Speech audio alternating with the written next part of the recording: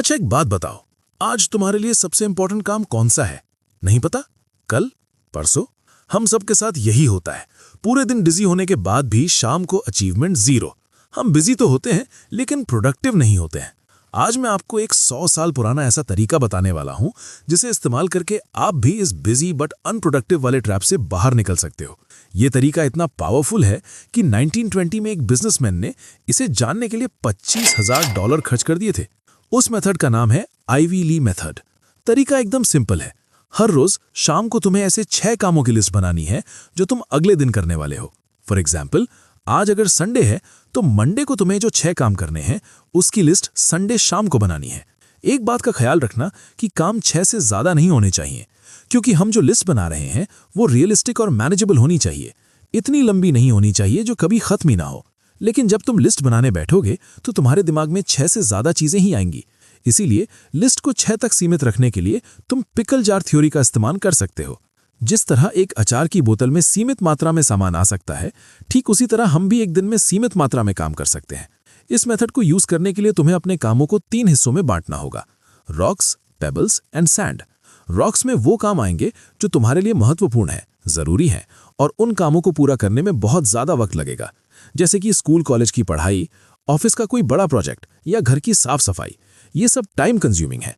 Pebbles में वो काम आएंगे जो जरूरी तो है लेकिन अर्जेंट नहीं है और उन कामों को करने के लिए ज्यादा वक्त नहीं लगता।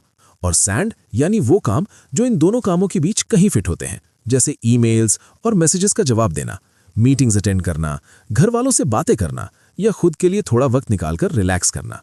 ये सारे काम ना तो अर्जेंट होते हैं और ना टाइम कंज्यूमिंग, लेकिन आपका काम आसानी से हो सके और आपकी मानसिक शांति बनी रहे, उसके लिए जरूरी होते हैं। इस तरह तुम्हारी लिस्ट तो रेडी हो जाएगी, लेकिन किस काम को फर्स्ट प्रायोरिटी देनी है और किसको लास्ट, इसका कंफ्यूजन रहेगा। उसे दूर करने के लिए तुम्हें आइजनहावर मैट्रिक्स का इस्तेमाल करना है।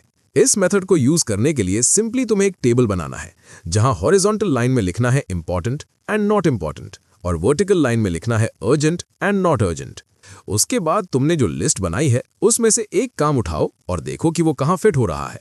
अगर वो अर्जेंट और इंपॉर्टेंट है तो यहां आएगा। अगर वो इंपॉर्टेंट है लेकिन अर्जेंट नहीं है तो यहां आएगा।